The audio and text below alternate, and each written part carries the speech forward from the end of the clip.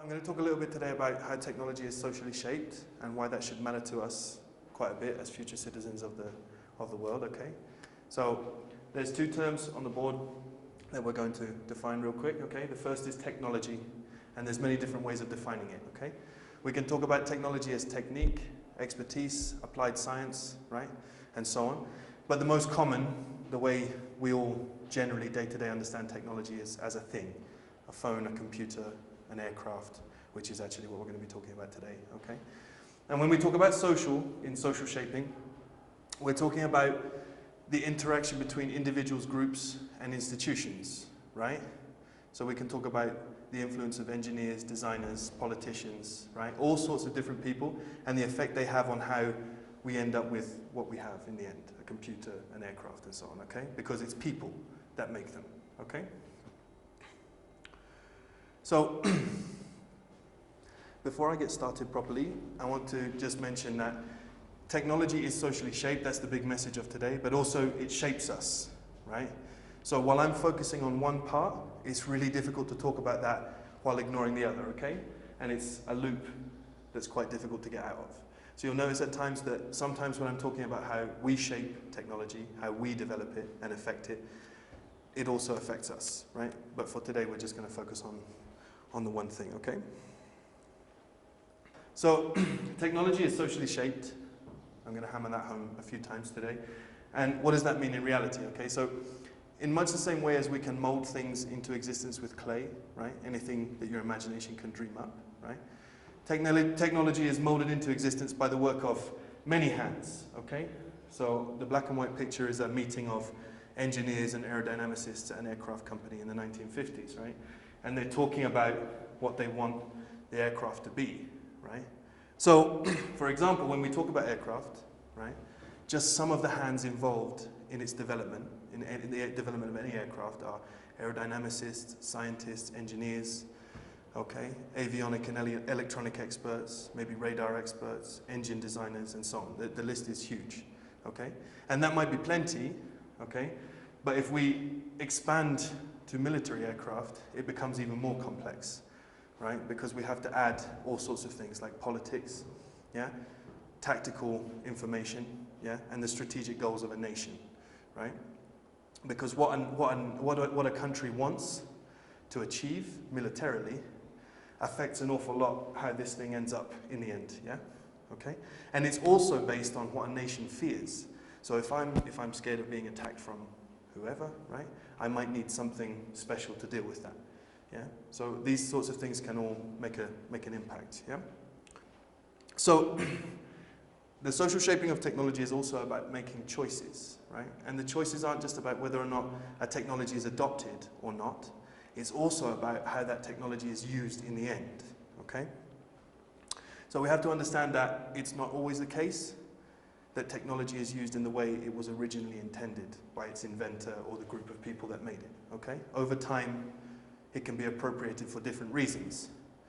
And these reasons can be good, bad, and sometimes absolutely terrible.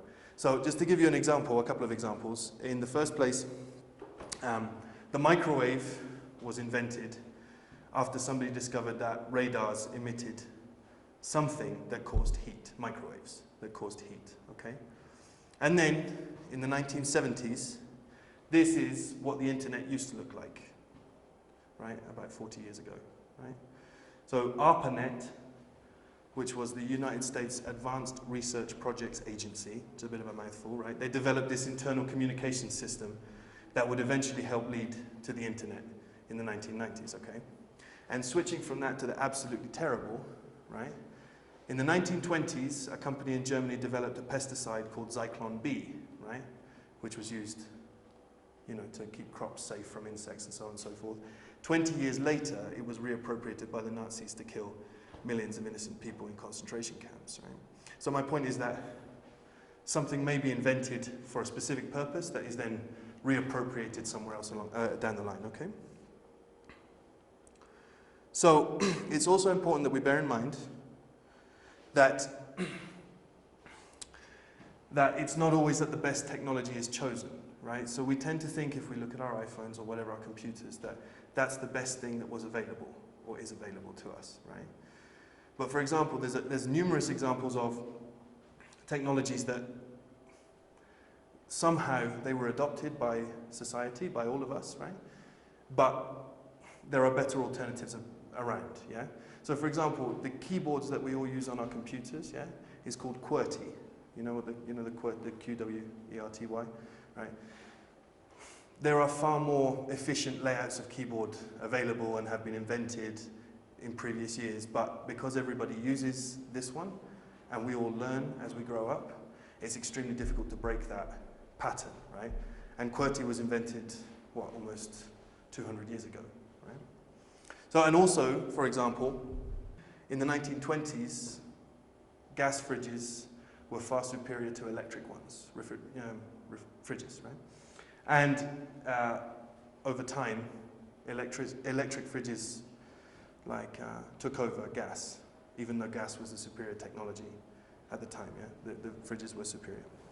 So all these choices and decisions, yeah, are made by people and groups and their views, yeah, their prejudices, their ideas, okay? And that's what's important to be aware of. So I'm going to talk a little bit about the early days of aviation, okay? Of aircraft and flying, right? And there are other ways to illustrate these examples, these core ideas that I want to get across, but this was the best. So, in 1903, the Wright brothers achieved something absolutely remarkable, yeah? The first powered, sustained, and controlled flight, right? And it was a remarkable achievement because it would eventually lead to a much smaller world, right? Before the Wright brothers, it took about 5 days to travel from England to the United States, right? And today, it takes about 8 hours, right? So the world kind of shrunk. It became easier to get from one place to another. So they did something amazing, and it was a lot of work, right? They didn't stumble upon it by accident. It was a huge amount of work that they put into it, okay? And yet, after 1903, when they made their first successful flight over there, people basically ignored it. It took 6 years for them to sell their aircraft to anyone, right? 6 years of nothing, okay? One effect of their success was to bring a greater focus towards science and innovation in the United Kingdom, okay? So in 1908, a few months before the Wright brothers finally managed to sell their aircraft, okay? The first successful British flight was achieved by this guy, Samuel Cody, who was also an American, as it happened, like the Wright brothers, okay? So he managed to get a working aircraft for Britain. He was fired just after that, okay? And the reasons why he was fired form some of the basis for what I'm talking about today, okay? So Britain came to aviation a little later than France, Germany, or the United States, okay? And there were pioneers in Britain, to be sure, right? This is Richard Fairey over here, Verdon Roe in the middle, and Geoffrey de Havilland on the left. And they all would become extremely successful, right? So we had pioneers, right? But by far and away, the major success came from government-funded programs at a place called the Royal Balloon Factory, okay? And in terms of aircraft, Samuel Cody was contracted in 1905, okay, to instruct the army in kiting, right? Which was used, kites were used as a scientific tool, right? And shortly after, he was directed towards developing an aircraft like this, okay? One of the first ones in Britain, all right? So it's interesting that in the beginning, some within the government, the army, yeah, the navy, they were really interested in developing flight for military applications, yeah? Rather than commercial ones, right? The first thought was of military applications. And some others were not. But in the end, 2 programs were developed, right? Cody, who we just saw, and another guy called John Dunn, who I wasn't able to find a picture of.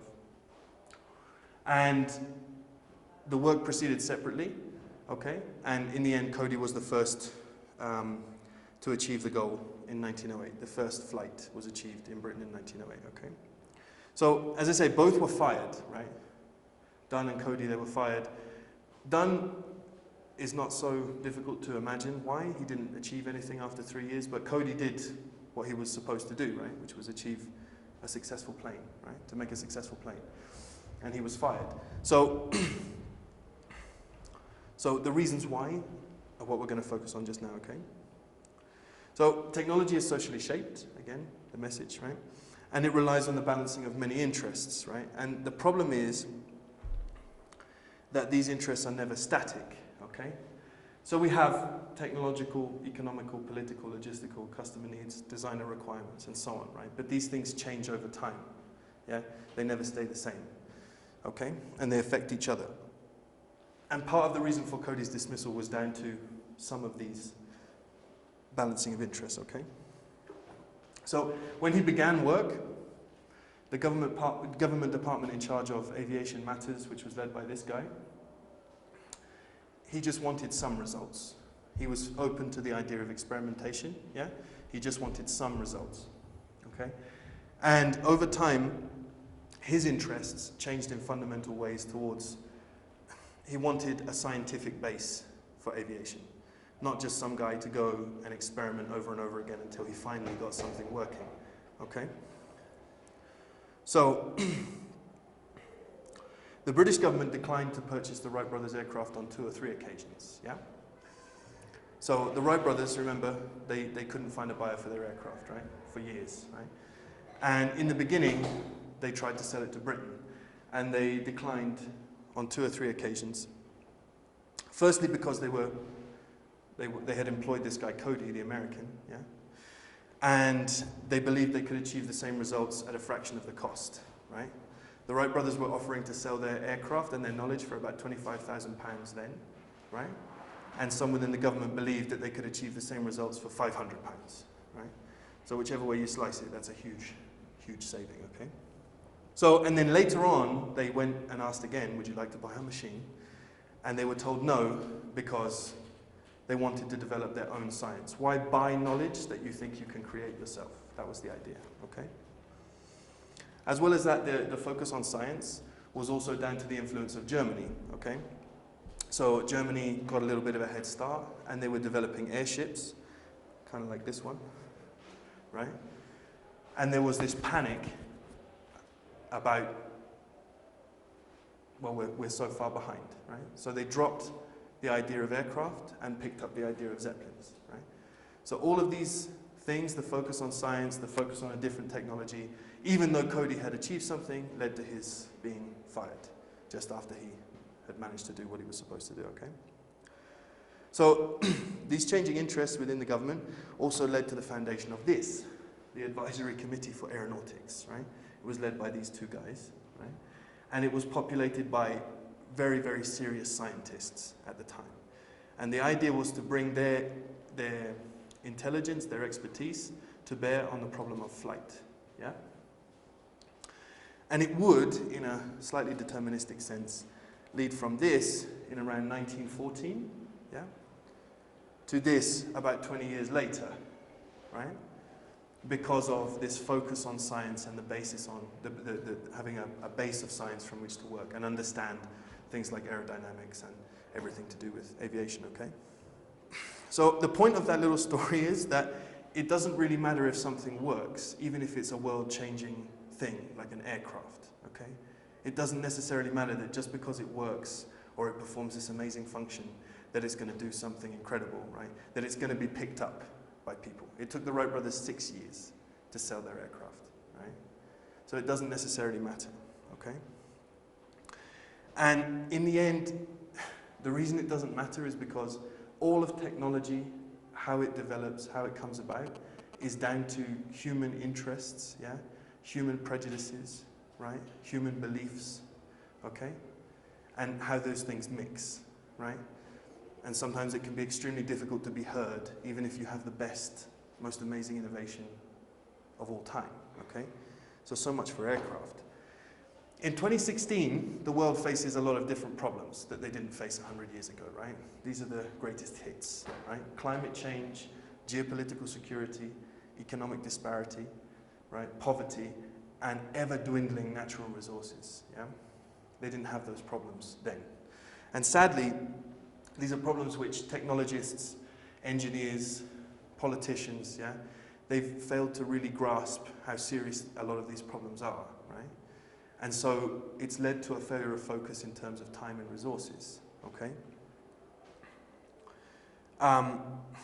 So we need to realize as well that technology isn't developed in a vacuum. Yeah? It doesn't appear out of nowhere or just because somebody invented it. We saw with the Wright brothers, again, they developed a machine and it took 6 years. 6 years of nothing, right? And so we have a lot of choices to make. Our options for society tomorrow will be in some way framed by the choices we make about technology today, yeah, in many ways.